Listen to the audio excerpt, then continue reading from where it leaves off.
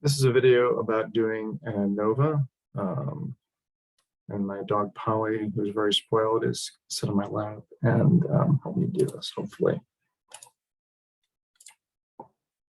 All right, so we're going to start by opening up the data file. File open, and we're going to use the Anova sales file.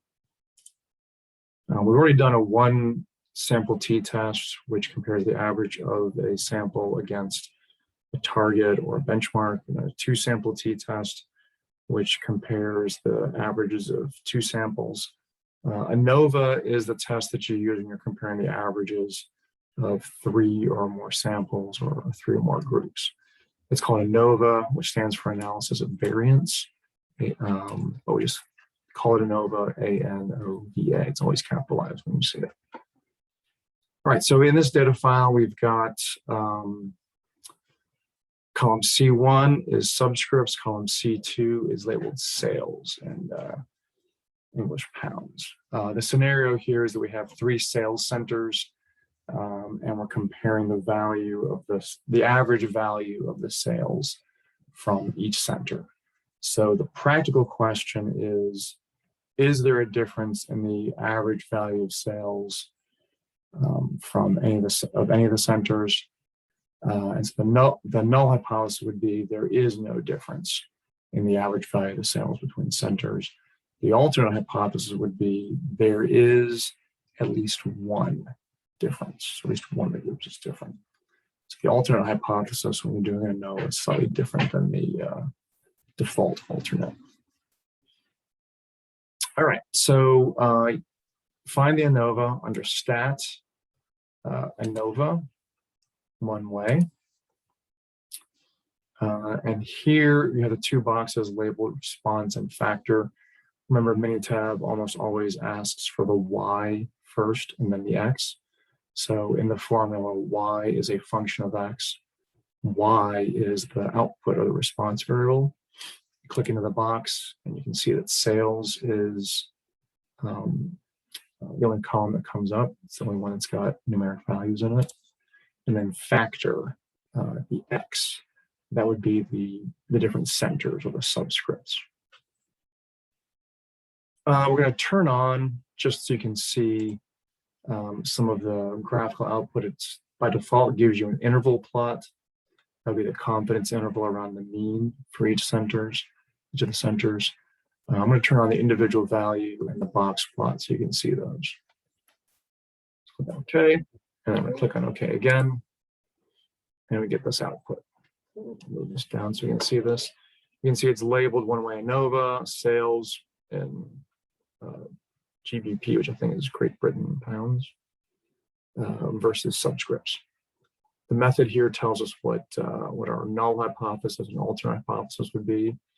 Minitab states it as all means are equal as the null hypothesis, and the alternate hypothesis, not all means are equal. So that corresponds with what we always say about the null hypothesis. There is no difference, and then there is a difference, at least one of them for Anova. Minitab was also using an alpha or a threshold of 0.05. You can see it's comparing the output at three levels: center 1, center 2, and center 3. Down here we have our p-value, 0.000. So relative to our alpha of 0.05, our p-value is low. If the p is low, the null must go.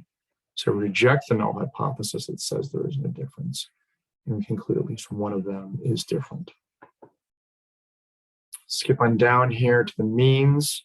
So we see that for center 1, center 2, and center 3, we have a sample of 20 from each. We can see the sample means 18.775, 20.3 for center 2, and 23.98. Then we see the confidence interval around those means.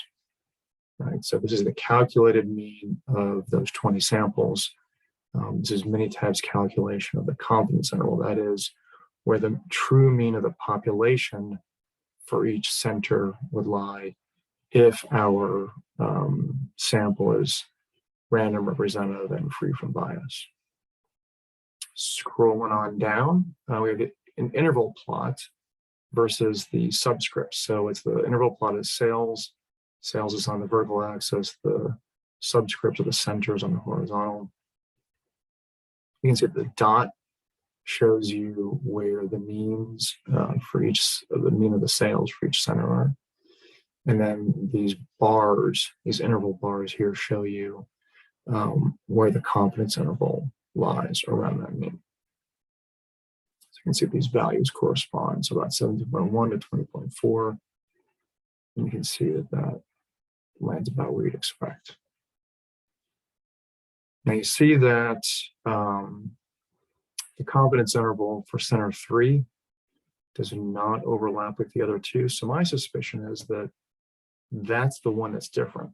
So remember, our alternate hypothesis is that at least one is different. And the p-value says that's so. But the p-value doesn't tell you which one is different. So you have to look at other results.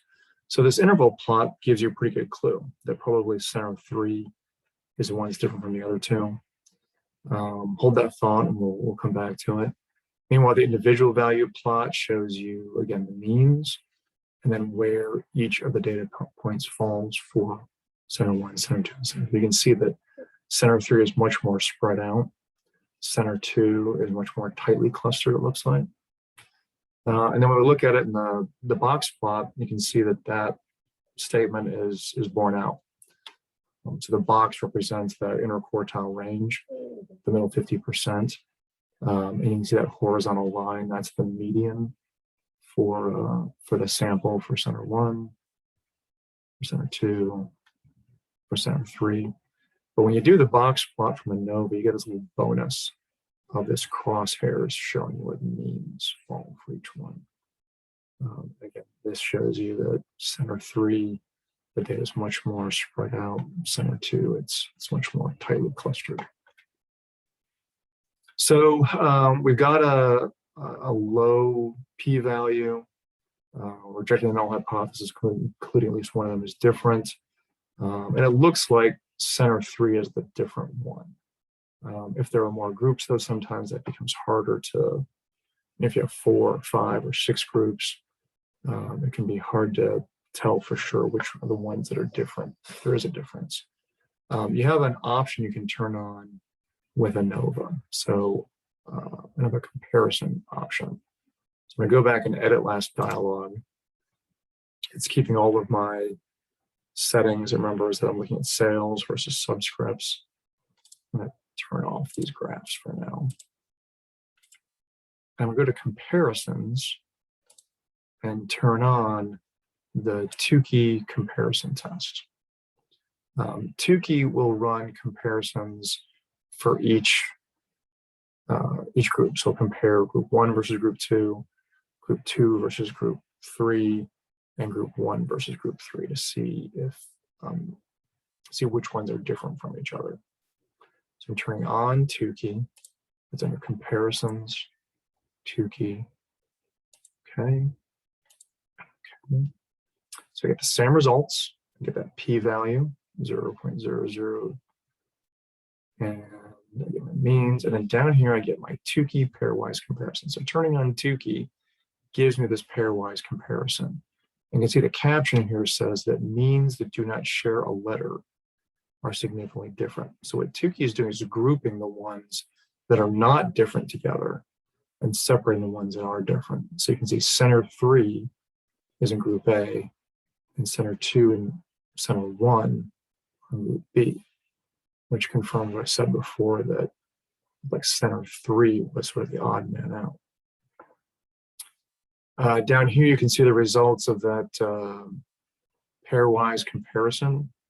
So what this is showing you is the estimate of the difference between center 2 and center 1, the average sales from center 2 and center 1. So it's doing center 2 minus center 1. And the estimate, or the actual calculated difference, is 1.5. But then there's this confidence interval, right? Because we're not 100% certain where the mean for the population lies or where the difference is for these two populations would lie. And you can see that that interval around the difference overlaps with a difference of 0. And since that estimate of the difference overlaps, that interval around the estimate of the difference, we cannot say for certain that center 1 and center 2 are different from each other. Going on down, center 3 minus center 1, we get an estimate of the difference of 5.2. Here's the interval around that estimate. You can see it goes from, what was that, 2.36 to 8.03. So that estimate of the difference does not overlap with 0.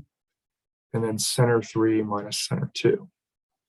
Estimate of the difference is 3.675. That interval goes from 0.8 to 6.5. Again, it does not overlap with 0. And the caption says, if an interval does not contain 0, the corresponding means are significantly different.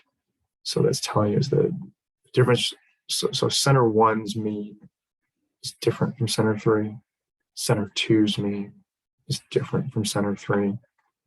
That's basically the same thing as what this grouping is giving you. Center 3 is a different one.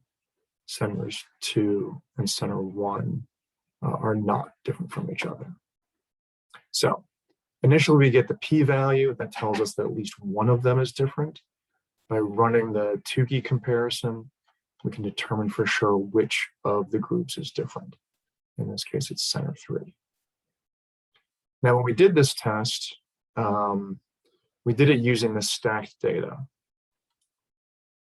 Just to bring this up again, you can see all the data for all 3 centers are in these 2 columns. You can see the sales for center 2, center 3, center 1's at the top, and the subscripts, the names of the centers are in this column here. OpX gives you another configuration of the data on this other tab. So it defaults to what's called the stacked version, where all the data is lined up in the minimum number of columns. But the other tab is unstacked. So you can see all the values for center 1 in one column, center 2, another column, and center 3 in the third column. So I can work with the data in either format. If I go back and edit last dialog and then change this default to use the option with the response data in separate columns for each factor level.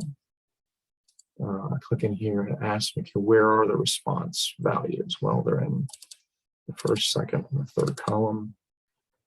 I'm going to leave everything else in place, just so you can see you get the exact same results.